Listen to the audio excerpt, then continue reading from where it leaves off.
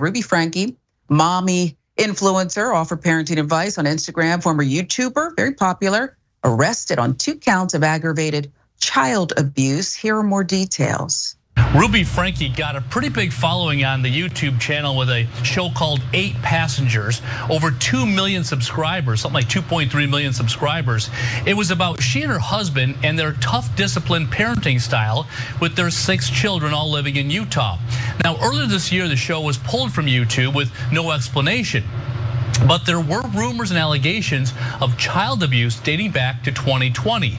On Wednesday, Ruby Franke and her business partner were arrested at the business partner's home in southern Utah after one of Franke's kids crawled out of a window and ran to a neighbor's house for help.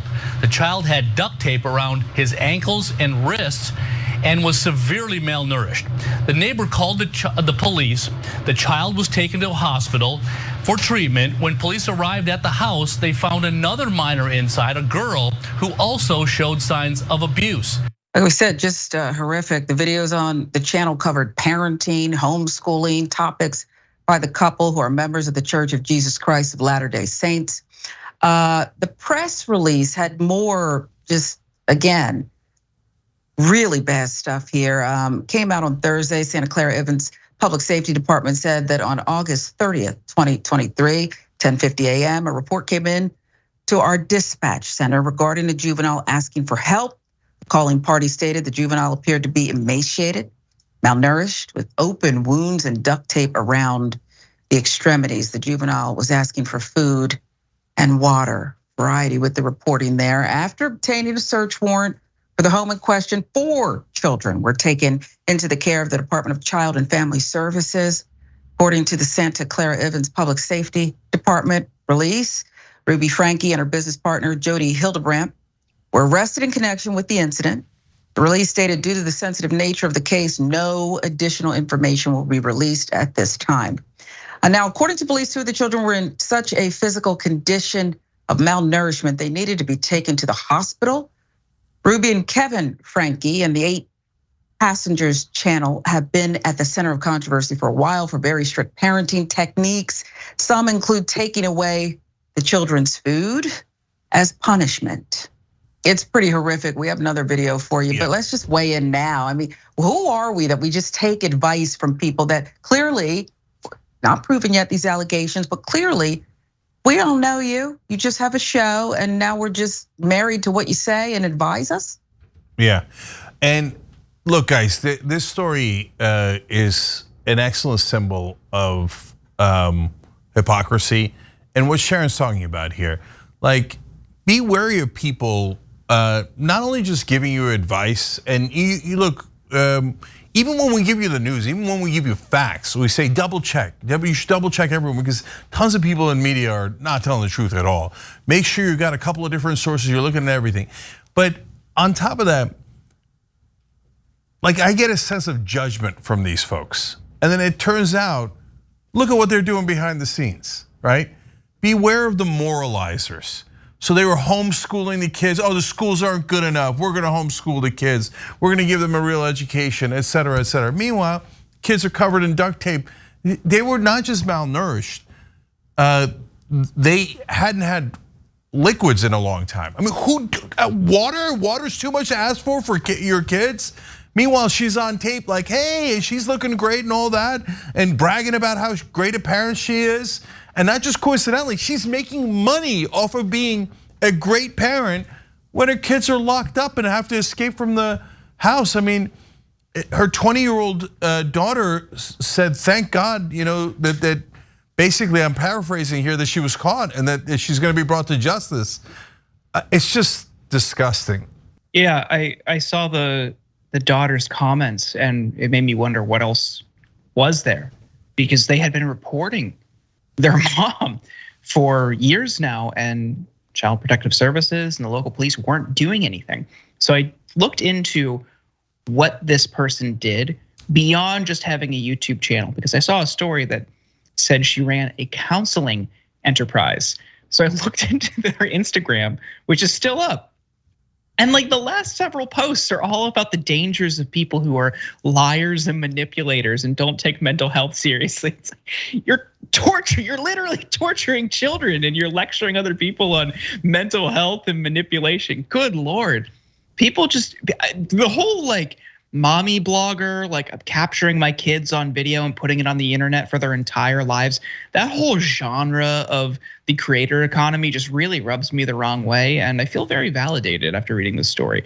It just, the whole thing is very weird. Yeah, and it's just so overt with it. I mean, again, you said it. The kids are turning it. What about social services, okay? What about child services here doing apparently not enough and in plain sight? Well, just let them tell it. The perps here tell what they do, taking food away. Just got a text message from Eve's teacher, and she said that Eve did not pack a lunch today, and can I bring a lunch over to the school? This happens quite often when you're raising children, because I know that her teacher is uncomfortable with her being hungry and not having a lunch. And it would ease her discomfort if I came to the school with a lunch.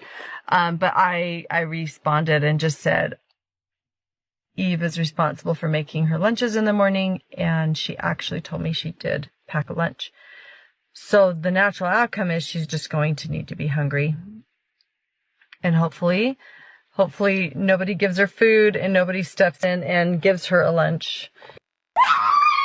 I'm only gonna say it one more time, and then you're gonna lose the privilege to eat dinner. I hesitate to say this because it's gonna sound like I'm like a mean barbarian, but I told the kids, I said, I'm not even gonna let you eat breakfast until you get your chores done. What's so funny here, Cenk? She looks like she has a fresh blowout, and she's talking about, again, it's torture, withholding food from the children as punishment. Look, one time you say, hey, you forgot your lunch, suck it up, and then you give them food when they come home, but it's a lesson learned. I can live it. I'm not gonna overly judge any parents who do parent in the ways that they want. But this looks like it was a pattern.